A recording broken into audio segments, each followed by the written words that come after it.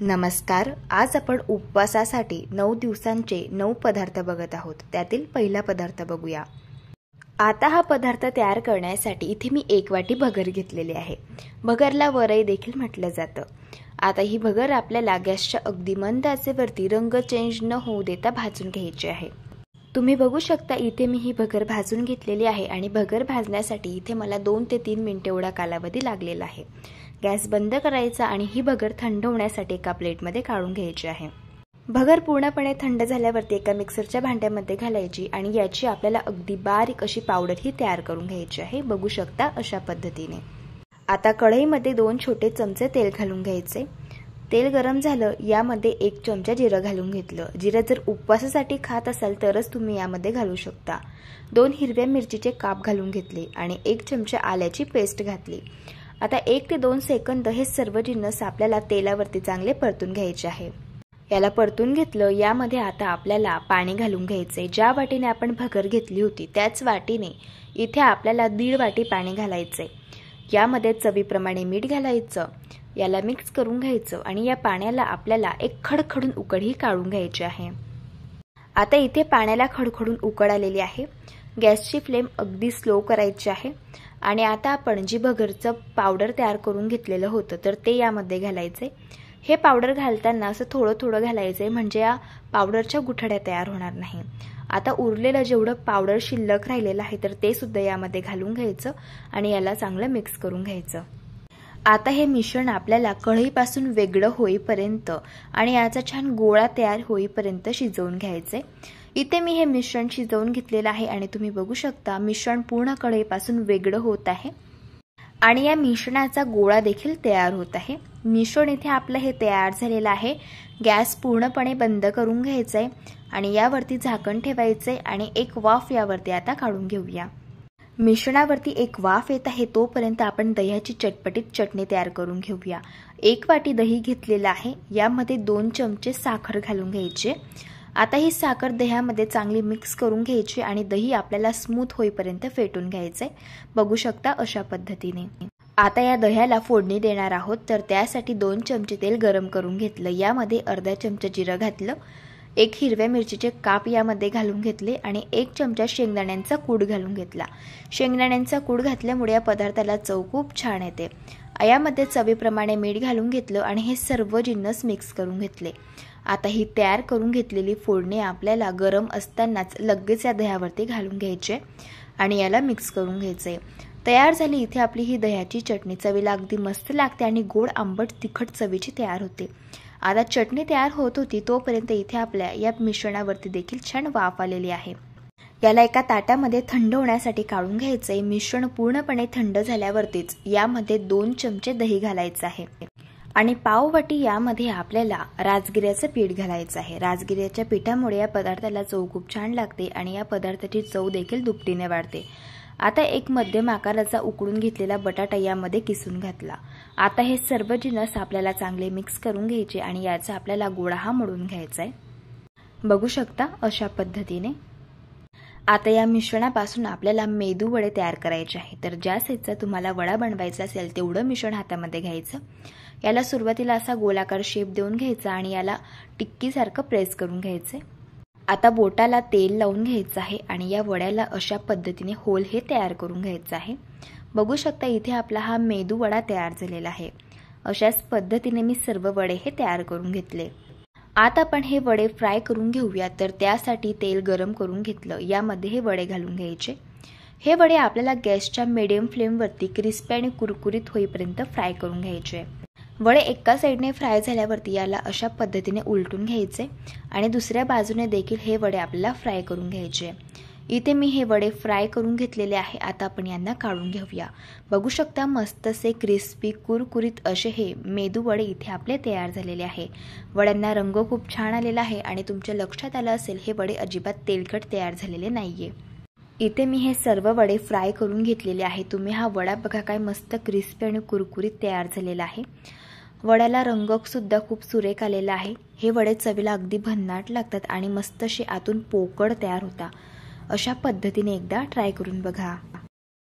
प्रकार क्रमांक 2.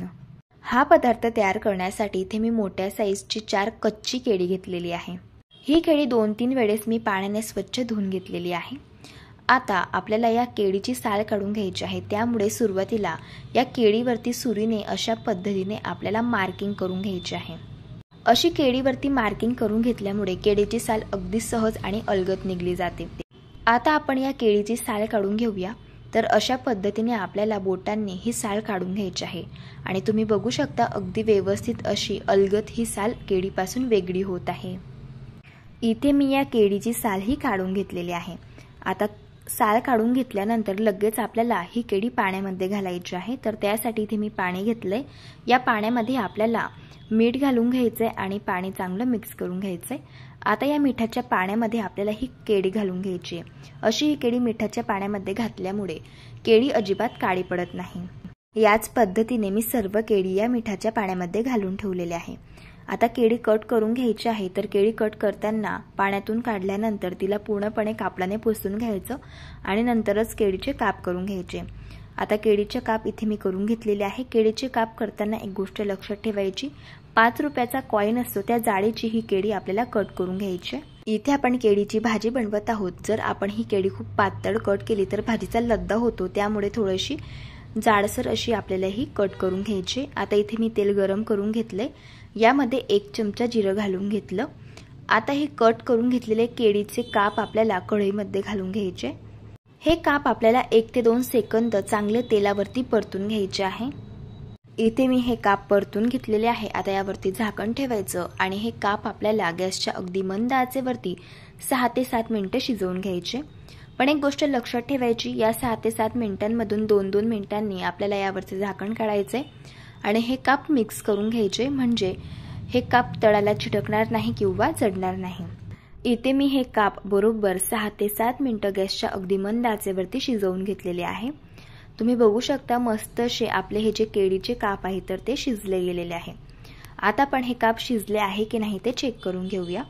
बघू शकता हाताने छान असे हे केळीचे काप मॅश होत आहे, याचा अर्थ काप हे शिजलेले आहे। आता सगळ्यात शेवटी यामध्ये आपल्याला चवीप्रमाणे तिखट घालून घ्यायचे। तिखट आवडीप्रमाणे तुम्ही कमी जास्त करू शकता आणि चवीप्रमाणे मीठ घालायचे। मीठ असं सगळ्यात शेवटी घालायचं आहे, कारण जर आपण आधीच मीठ यामध्ये घातलं तर भाजीचा लद्दा तयार होतो, त्यामुळे आता हे सर्व जिन्नस मी चांगले मिक्स करून घेतले। बघू शकता इथे आपली मस्त अशी चमचमीत ही केळीची भाजी तयार झालेली आहे। दिसायला एवढी सुंदर दिसते, त्यापेक्षा चवीला अगदी भन्नाट लागते। तुम्ही या पद्धतीने एकदा नक्कीच ट्राय करून बघा। प्रकार क्रमांक 3, हा पदार्थ तयार करण्यासाठी 2 वाटी आपल्याला साबुदाणा घ्यायचा आहे। यामध्ये पाणी घालायचं आणि 2 ते 3 वेळेस आपल्याला साबुदाणा छान वॉश करून घ्यायचा आहे। साबुदाणा असा वॉश करून घेतल्यानंतर यामध्ये आपल्याला 1 ग्लास पाणी घालून घ्यायचं आहे। झाकण ठेवूयात आणि 2 तास आपल्याला हा साबुदाणा भिजण्यासाठी ठेवायचा आहे। 2 तासानंतर बघू शकतात साबुदाणा छान भिजलेला आहे। आता हा भिजवून घेतलेला साबुदाणा आपल्याला मिक्सरच्या भांड्यामध्ये घालून घ्यायचा आहे। इथे मी हा साबुदाणा 2 बॅचेसमध्ये वाटून घेणार आहे। आता हा साबुदाणा वाटताना एक गोष्ट लक्षात ठेवायची, याला आपल्याला पल्स मोडवरती फक्त 1 सेकंद फिरवून घ्यायचं आहे। यामध्ये साबुदाण्याचे अख्खे कण दिसायला हवेत इतपत आपल्याला याला मिक्सरमध्ये फिरवून घ्यायचं आहे। आता आपण याला परातीमध्ये काढून घेऊयात। आता यामध्ये आपल्याला 1 वाटी शिजवून घेतलेल्या बटाट्याचा कीस घालायचा आहे। ज्या वाटीने आपण साबुदाणा मोजून घेतला होता त्याच वाटीने इथे मी हा बटाट्याचा कीस घेतलेला आहे। यामध्ये अर्धी वाटी भाजून घेतलेल्या शेंगदाण्यांचा कूट घालायचा आहे। आता यामध्ये आपल्याला 1 चमचा हिरव्या मिरचीचा ठेचा घालायचा आहे, तुम्ही ते लाल तिखट सुद्धा वापरू शकता। अर्धा चमचा जिरं घालूया, चवीप्रमाणे मीठ घालायचं आहे। आता हे सर्व जिन्नस आपण मिक्स करून घेऊयात आणि याचा आपल्याला गोळा तयार करून घ्यायचा आहे। इथे मी या मिश्रणाचा छान गोळा तयार करून घेतलेला आहे। इथे आज आपण साबुदाणा वडा तयार करणार आहोत, तर ज्या साईजचा तुम्हाला वडा तयार करायचा असेल तेवढं मिश्रण हातामध्ये घ्यायचं। याला सुरुवातीला गोलाकार शेप देऊन घ्यायचा, नंतर आपल्याला बोटांनी अशा पद्धतीने हा वडा थापून घ्यायचा आहे। इथे मी हा साबुदाणा वडा छान थापून घेतलेला आहे। अशाच पद्धतीने सर्व वडे आपल्याला थापून घ्यायचे आहे।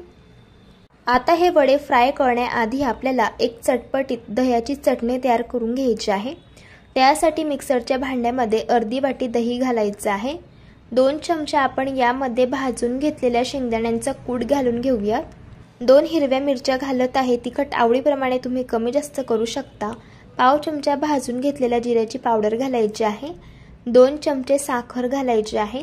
चवीप्रमाणे मीठ घालूयात आणि थोडंसं पाणी घालून आपल्याला ही चटणी छान बारीक वाटून घ्यायची आहे। इथे मी चटणी छान बारीक वाटून घेतलेली आहे। इथे आपली ही चटणी तयार झालेली आहे। आता या चटणीला आपण फोडणी देऊयात। त्यासाठी पॅन मध्ये 2 छोटे चमचे तेल घालून घ्यायचे। तेल गरम झालंय। आता यामध्ये पाव चमचा जिरं घालूया। जिरं छान तडतडल्यानंतर यामध्ये हिरव्या मिरचीचे काप घालायचे आहे। मिरची पांढरे डाग येईपर्यंत तेलावरती फ्राय करून घ्यायची आणि नंतर आपल्याला ही तयार करून घेतलेली फोडणी या चटणीवरती ऍड करून घ्यायची आहे। तयार झाली चटपटीत इथे आपली दह्याची चटणी। आता आपण लगेच वडे फ्राय करायला घेऊया। तेल इथे मी गरम करून घेतलंय। आता तेलामध्ये आपण वडे सोडून घेऊयात। आता हे वडे आपल्याला क्रिस्पी आणि कुरकुरीत होईपर्यंत गॅसच्या मीडियम फ्लेमवरती फ्राय करून घ्यायचे आहेत। वड्यांची एक साइड फ्राय झाल्यावरती वडे पलटी करून घ्यायचे आहे आणि दुसऱ्या बाजूने देखील हे वडे फ्राय करून घ्यायचे आहे। इथे मी हे वडे क्रिस्पी आणि कुरकुरीत होईपर्यंत दोघी बाजूंनी छान फ्राय करून घेतलेले आहे। आता आपण यांना काढून घेऊयात। तुम्ही बघू शकतात हे वडे अगदी छान असे टम्म फुगलेले आहेत आणि मस्त असे क्रिस्पी आणि कुरकुरीत हे वडे तयार झालेले आहेत। लहान काही मोठ्यांना सुद्धा फार आवडतील एवढे चविष्ट क्रिस्पी आणि कुरकुरीत असे साबुदाणा वडे तयार झालेत। एकदा अशा पद्धतीने तुम्ही ट्राय करून बघा। प्रकार क्रमांक 4। आता हा पदार्थ तयार करण्यासाठी पाव वाटी आपल्याला साजूक तूप कढईमध्ये घालून घ्यायचं आहे। तूप गरम झालेलं आहे। आता यामध्ये आपल्याला 1 वाटी राजगिऱ्याचं पीठ घालायचं आहे। ज्या वाटीने आपण तूप मोजून घेतलं होतं त्याच वाटीने आपल्याला हे पीठ घ्यायचं आहे। आता हे राजगिरा पीठ आपल्याला तुपावरती 6 ते 7 मिनिटं गॅसच्या अगदी मंद आचेवरती भाजून घ्यायचं आहे। जसं जसं हे पीठ भाजलं जातं तसं तसं यातून तूप सुटायला सुरुवात होते आणि हे जे पीठ आहे तर ते सुद्धा मऊसूत होतं आणि या पिठाचा सुगंध पूर्ण घरामध्ये दरवळायला सुरुवात होते। यावरून समजायचं पीठ छान भाजून झालेलं आहे। इथे मी हे राजगिरा पीठ भाजून घेतलेलं आहे आणि तुम्ही बघू शकतात या पिठातून तूप छान रिलीज झालेलं आहे आणि हे जे पीठ आहे तर ते छान मऊसूत झालेलं आहे। असं हे पीठ भाजून घेतल्यामुळे हलकं फुलकं तयार होतं। आता यामध्ये आपल्याला काजू बदामाचे काप घालून घ्यायचे आहे आणि पुन्हा आपल्याला याला 1 ते 2 सेकंद असं परतून घ्यायचं आहे। आता यामध्ये आपल्याला पाणी घालून घ्यायचं आहे। ज्या वाटीने आपण राजगिरा पीठ घेतलं होतं त्याच वाटीने इथे मी 2 वाटी पाणी गरम करून घेतलेलं आहे। आता हे पाणी मी यामध्ये घातलं आणि याला मिक्स करून घेतलं। 1 वाटी राजगिरा पिठासाठी 2 वाटी पाण्याचं प्रमाण अगदी परफेक्ट आहे। आता यावरती आपल्याला झाकण ठेवायचं आहे आणि 2 मिनिटं आपल्याला यावरती एक वाफ काढून घ्यायची आहे। 2 मिनिटं झालेली आहे। आता आपण झाकण काढूयात। तुम्ही बघू शकतात यावरती छान वाफ आलेली आहे। आता यामध्ये आपल्याला साखर घालून घ्यायची आहे। इथे मी अर्धी वाटी साखर घेतलेली आहे। गोळाचं प्रमाण तुम्ही आवडीप्रमाणे कमी जास्त करू शकतात। आता याला मिक्स करून घ्यायचं आणि साखर आपल्याला छान या शिऱ्यामध्ये विरघळून घ्यायची आहे। साखर छान विरघळलेली आहे। आता आपल्याला यावरती पुन्हा झाकण ठेवायचं आहे 2 मिनिटांसाठी आणि एक वाफ आपल्याला यावर काढून घ्यायची आहे। आता या शिऱ्यावरती छान वाफ आलेली आहे आणि तुम्ही बघू शकतात या शिऱ्याला छान तूप सुटलेलं आहे। आता यामध्ये आपल्याला सगळ्यात शेवटी पाव चमचा वेलची पावडर घालून घ्यायची आहे। वेलची पावडर अशी शेवटी घातल्यामुळे पदार्थामध्ये त्याचा सुगंध शेवटपर्यंत टिकून राहतो। तयार झाला आहे इथे आपला राजगिऱ्याचा शिरा। अगदी छान असा मऊसूत आणि तोंडात टाकताच विरघळेल असा हा शिरा तयार होतो आणि चवीला तर अप्रतिम लागतो। अशा पद्धतीने तुम्ही एकदा ट्राय करून बघा। प्रकार क्रमांक 5। आता हा पदार्थ तयार करण्यासाठी इथे मी 1 वाटी साबुदाणा अर्धा तास भिजण्यासाठी ठेवलेला होता। जो बारीक क्वालिटीचा साबुदाणा मिळतो तो मी इथे वापरला। हा लवकर भिजला जातो म्हणून मी इथे हा वापरला। तुम्ही मोठ्या साईजचा साबुदाणा सुद्धा वापरू शकता। आता यामध्ये आपल्याला 1 मीडियम साईजचा उकडून घेतलेला बटाटा किसून यामध्ये घालायचा आणि 1 वाटी यामध्ये भाजून घेतलेल्या शेंगदाण्यांचा कूट घालून घेऊया। 1 चमचा यामध्ये हिरव्या मिरचीचा ठेचा घालायचा। 1 चमचा इथे मी जिरं घातलं। चवीप्रमाणे मीठ घालायचे आणि हे सर्व जिन्नस मिक्स करून घ्यायचे आणि याचा आपल्याला गोळा हा तयार करून घ्यायचा। बघा इथे मी याचा हा गोळा तयार करून घेतला। इथे आपण सँडविच तयार करणार आहोत, तर त्यासाठी इथे मी सँडविच मेकर घेतलेला आहे। तुमच्याकडे जर हे सँडविच मेकर नसेल तर नॉनस्टिकच्या छोट्या पॅन मध्ये सुद्धा तुम्ही हा पदार्थ बनवू शकता। या सँडविच मेकरला मी तेल लावून ग्रीस करून घेतले। आता हे थोडंसं मिश्रण घ्यायचं आणि असं आपल्याला यामध्ये दाबून प्रेस करून घ्यायचंय। बघा इथे मी हे मिश्रण सँडविच मेकर मध्ये फिल करून घेतलेलं आहे। आता याला बंद करून घ्यायचं आणि हे सँडविच आपल्याला गॅसच्या अगदी मंद आचेवरती 3 मिनिटं एका साइडने भाजून घ्यायचे। एक साइड भाजून झाल्यावरती याला पलटी करून घ्यायचं आणि दुसरी साइड देखील याची भाजून घ्यायची। बघा एक साइड छान याची भाजून झाली। आता अशाच पद्धतीने दुसरी साइड देखील याची आपल्याला भाजून घ्यायची आहे। इथे मी दोघी साइडने क्रिस्पी आणि कुरकुरीत होईपर्यंत हे सँडविच छान भाजून घेतलेलं आहे। आता आपण याला काढून घेऊयात। हे सँडविच चवीला अप्रतिम तयार होतं। ज्यांना तळलेले पदार्थ खायला आवडत नाही तर ते सुद्धा खूप आवडीने खातील, एवढं चविष्ट हे सँडविच लागतं। बाहेरून मस्त क्रिस्पी आणि कुरकुरीत असं हे तयार होतं आणि आतून छान स्पंजी आणि सॉफ्ट असं बनतं। लहान काय मोठे सुद्धा फार आवडीने खातील, एवढं चविष्ट तयार होतं। अशा पद्धतीने तुम्ही एकदा ट्राय करून बघा। प्रकार क्रमांक 6। हा पदार्थ तयार करण्यासाठी इथे मी 2 कच्ची बटाटी घेतली आहे। आता याची आपल्याला साल काढून घ्यायची आहे आणि हे आपल्याला किसणीवरती किसून घ्यायचे आहे। बटाटे असे किसून घेतल्यानंतर 2 ते 3 वेळेस पाण्याने याला आपल्याला छान वॉश करून घ्यायचं आहे। इथे मी हा बटाट्याचा किस वॉश करून घेतला। आता यामध्ये आपल्याला भांडं भरून पाणी घालायचं आहे। असं यामध्ये पाणी घातल्यामुळे बटाट्याचा किस काळा पडत नाही। आता लगेच पुढची प्रोसेस बघूयात। मिक्सरच्या भांड्यामध्ये 1 वाटी आपल्याला भगर घालायची आहे। भगरीला वरई असं देखील म्हटलं जातं। आता त्याच वाटीने पाव वाटी साबुदाणा घालायचा आहे आणि याची आपल्याला अगदी बारीक अशी पावडर तयार करून घ्यायची आहे। हे बघा अशा पद्धतीने। आता कढईमध्ये 1 चमचा साजूक तूप घालून घ्यायचं आहे। तुपाऐवजी तेलाचा वापर सुद्धा करू शकता। तूप गरम झालंय, आता यामध्ये 1 चमचा जिरं घालूया। जिरं छान फुलल्यानंतर यामध्ये आपल्याला 2 हिरव्या मिरचीचे काप घालून घ्यायचे आहे। तिखट आवडीप्रमाणे कमी जास्त करू शकता। 1 चमचा यामध्ये आल्याची पेस्ट घालून घ्यायची। आता हे सर्व जिन्नस 1 ते 2 सेकंद तुपावरती छान परतून घ्यायचे। आता हे सर्व जिन्नस परतून झालेले आहे। यामध्ये आपल्याला 2.5 वाटी पाणी घालायचे। 1 वाटी पाणी घातलं। आता ही दुसरी वाटी आणि ही आहे अर्धी वाटी। ज्या वाटीने आपण भगर मोजून घेतली होती त्याच वाटीने इथे आपल्याला पाणी घालायचे। आता यामध्ये चवीप्रमाणे मीठ घालून याला मिक्स करून घ्यायचे आणि या पाण्याला एक खडखडून उकड काढून घ्यायची आहे। पाण्याला उकड आलेली आहे। आता यामध्ये आपल्याला हा किसून घेतलेला बटाटा घालायचा आहे। बटाट्यातील जे पाणी आहे ते पूर्णपणे हाताने पिळून घ्यायचं आणि नंतर अशा पद्धतीने यामध्ये आपल्याला घालून घ्यायचं आहे। आता याला मिक्स करून घेऊयात आणि झाकण ठेवून 4 मिनिटं गॅसच्या अगदी मंद आचेवरती आपल्याला हा बटाट्याचा किस पाण्यामध्ये शिजवून घ्यायचा आहे। बटाटा किसून घेतला आहे त्यामुळे बटाट्याचा किस अगदी 4 मिनिटांमध्ये शिजला जातो। इथे मी बटाट्याचा किस शिजवून घेतलेला आहे। आता यामध्ये आपल्याला पाव वाटी भाजून घेतलेला शेंगदाण्यांचा कूट घालून घ्यायचा आहे।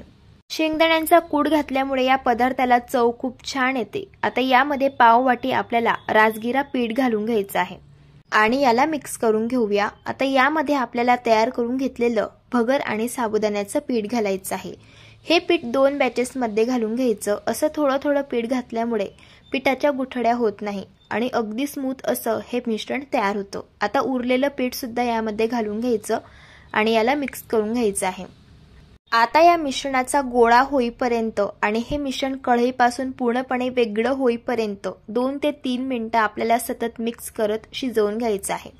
2 ते 3 मिनिटांनंतर तुम्ही बघू शकतात मिश्रणाचा गोळा तयार झालेला आहे आणि हे मिश्रण पूर्णपणे कढईपासून वेगळं होत आहे। याचा अर्थ हे मिश्रण छान तयार झालेलं आहे। आता यावरती आपण 2 मिनिटं झाकण ठेवूयात आणि 1 वाफ यावरती काढून घेऊयात। इथे आपल्या या मिश्रणावरती 1 वाफ आलेली आहे। गॅस बंद करून घ्यायचा आहे। आता आपल्याला हे मिश्रण गरम असतानाच वापरायचं आहे। त्यासाठी इथे मी 1 टीन घेतलेला आहे। याला आपल्याला तूप लावून ग्रीस करून घ्यायचंय। तुपाऐवजी तेल सुद्धा तुम्ही इथे वापरू शकता। आता हे तयार करून घेतलेलं मिश्रण अगदी कडकडीत गरम असताना आपल्याला या टीन मध्ये ट्रान्सफर करून घ्यायचं आहे। आता हे मिश्रण आपल्याला स्पॅच्युलाने अशा पद्धतीने एकसारखं पसरवून घ्यायचं आहे। इथे मी हे मिश्रण छान एकसारखं पसरवून घेतलेलं आहे। आता आपल्याला याला 15 मिनिटांसाठी रूम टेम्परेचर वरती सेट होण्यासाठी ठेवायचंय। इथे 15 मिनिट झालेले आहे आणि हे मिश्रण छान सेट झालेलं आहे। आता याच्या आपल्याला अशा पद्धतीने चौकोनी वड्या कापून घ्यायच्या आहे। तुम्हाला हवे तसे लहान किंवा मोठे पीसेस तुम्ही तयार करून घेऊ शकता। एक पीस मी तुम्हाला काढून दाखवते। तुम्ही बघू शकतात अगदी छान या वड्या तयार झालेल्या आहे। आता आपण यांना फ्राय करून घेऊयात। त्यासाठी इथे मी तेल गरम करून घेतलेलं आहे। आता या वड्या आपण तेलामध्ये सोडून घेऊयात। या वड्या आपल्याला क्रिस्पी आणि कुरकुरीत होईपर्यंत हलक्या गुलाबी रंगावरती फ्राय करून घ्यायच्या आहे। एक गोष्ट लक्षात ठेवायची, आपल्याला या वड्या गॅसच्या हाय फ्लेम वरती फ्राय करून घ्यायच्या आहे, कारण वड्यांचं आपण मिश्रण आधीच शिजवून घेतलेलं होतं। त्यामुळे वड्यांची एक साइड फ्राय झाल्यावरती वड्या पलटी करून घ्यायच्या आणि दोन्ही साइडने क्रिस्पी आणि कुरकुरीत होईपर्यंत फ्राय करून घ्यायच्या। इथे मी या वड्या फ्राय करून घेतलेल्या आहेत। आता आपण यांना काढून घेऊयात। तुम्ही बघू शकतात वड्यांना काय मस्त रंग आलेला आहे आणि तुमच्या लक्षात आलं असेल या वड्या अजिबात तेलकट तयार झालेल्या नाहीयेत। बाहेरून छान क्रिस्पी आणि कुरकुरीत आणि आतून मस्त स्पंजी आणि सॉफ्ट अशा या वड्या तयार होत्या आणि चवीलाही अगदी छान लागतात। अशा पद्धतीने तुम्ही ट्राय करून बघा। प्रकार क्रमांक 7। पदार्थ तयार करण्यासाठी कढईमध्ये आपल्याला 1 कप साबुदाणा घालायचा आहे। हा साबुदाणा आपल्याला गॅसच्या अगदी मंद आचेवरती रंग चेंज न होऊ देता भाजून घ्यायचा आहे। बघा इथे मी हा साबुदाणा रंग चेंज न होऊ देता भाजून घेतला। आता याला थंड होण्यासाठी एका प्लेटमध्ये काढून घेतलं। आता त्याच कढईमध्ये आपल्याला 1 कप शेंगदाणे घालायचे आहे। जेवढे आपण साबुदाणे घेतले होते तेवढेच आपल्याला हे शेंगदाणे घ्यायचे आहे आणि शेंगदाणे आपल्याला असे खरपूस होईपर्यंत भाजून घ्यायचे आहे। आता शेंगदाणे भाजून झाले। आता त्याच कढईमध्ये आपल्याला 1 कप किसून घेतलेलं सुकं खोबरं घालायचं आहे। आता हे खोबरं आपल्याला हलक्याशा गुलाबी रंगावरती भाजून घ्यायचंय।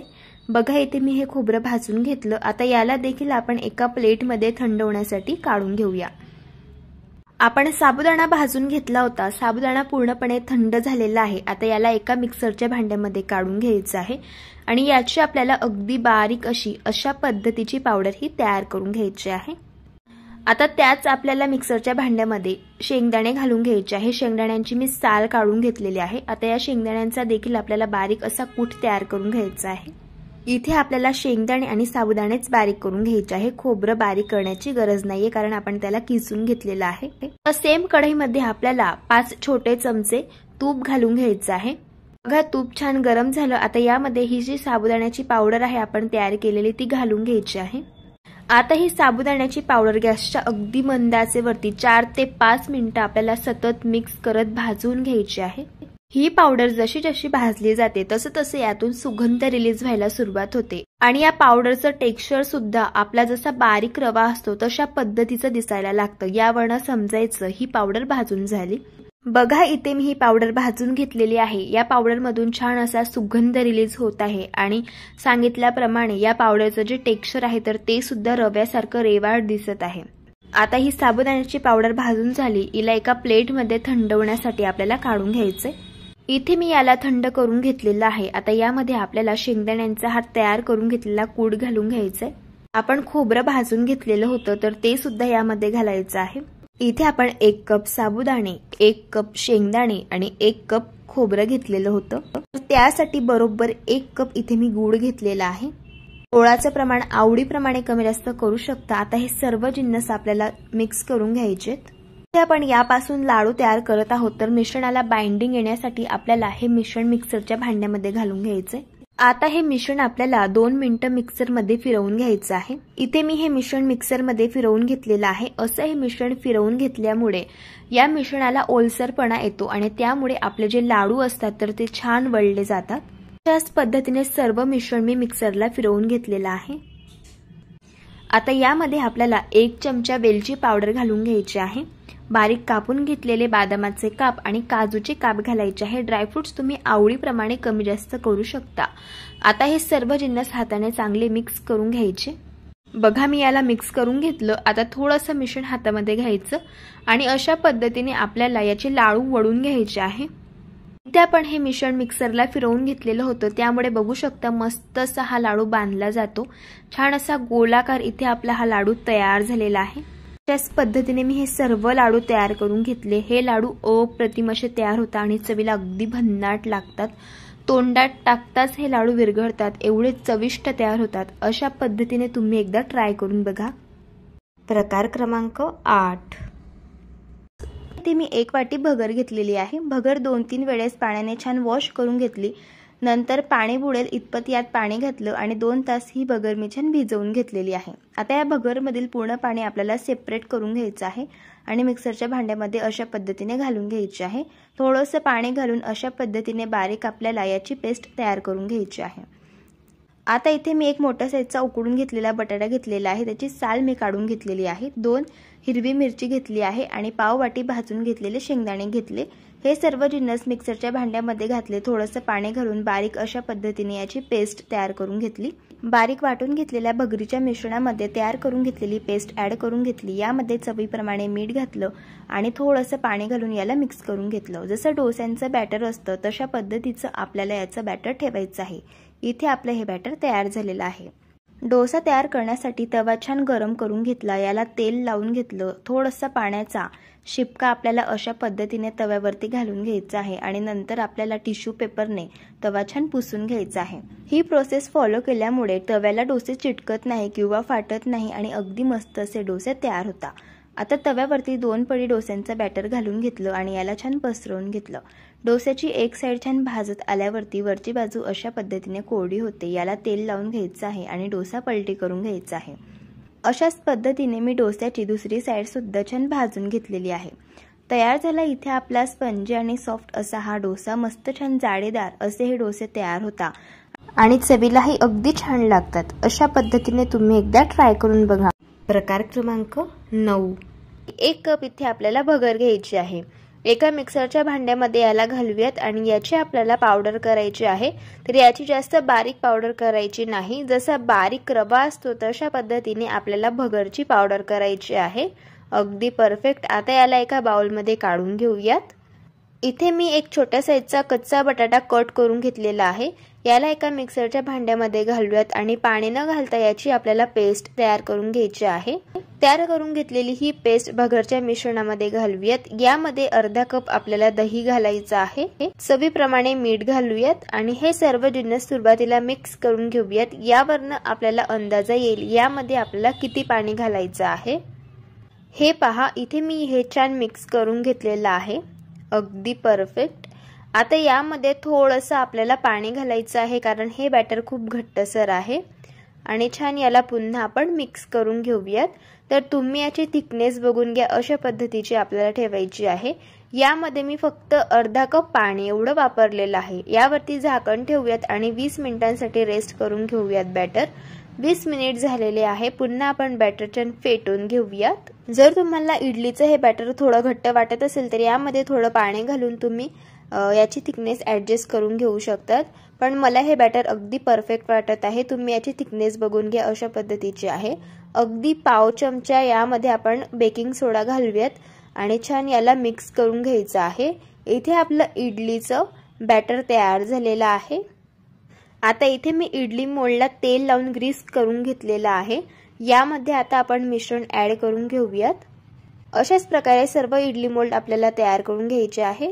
इथे मी ऑलरेडी पाणी गरम करून घेतलेलं होतं आणि त्यामध्ये आता आपण हे इडलीचे स्टँड घालूयात आणि झाकण ठेवून 15 मिनिटांसाठी आपल्याला हाय फ्लेमवरती इडली मस्त स्टीम करून घ्यायची आहे। इथे मी 15 मिनिटांसाठी इडली छान स्टीम करून घेतलेली आहे। टूथपिक अगदी क्लीन आली आहे, याचा अर्थ इडली मस्त स्टीम झालेली आहे। आता आपण सर्व इडलीचे मोल्ड काढून घेऊयात। इडली हलकी थंडी झाली की आपल्याला इडली डिमोल्ड करून घ्यायची आहे। तुम्ही पाहू शकतात अगदी छान जाळीदार इडली तयार झालेली आहे, अगदी मस्तच। ही इडली चवीला अप्रतिम लागते आणि अगदी स्पंजी आणि सॉफ्ट तयार होते। नक्की एकदा अशा पद्धतीने ट्राय करून बघा। जर तुम्हाला आजच्या या उपवासाच्या 9 रेसिपीज आवडल्या असतील तर रेसिपीला लाईक करा, चॅनलला सबस्क्राईब करा आणि शेजारील बेल आयकॉन सुद्धा दाबा, म्हणजे जो व्हिडिओ चॅनलवरती सगळ्यात आधी अपलोड होतो त्याचं नोटिफिकेशन हे तुम्हाला सगळ्यात आधी मिळते। व्हिडिओला जास्तीत जास्त शेअर करा। तर चला भेटू एका मस्तशा चमचमीत रेसिपी सोबत, तोपर्यंत धन्यवाद।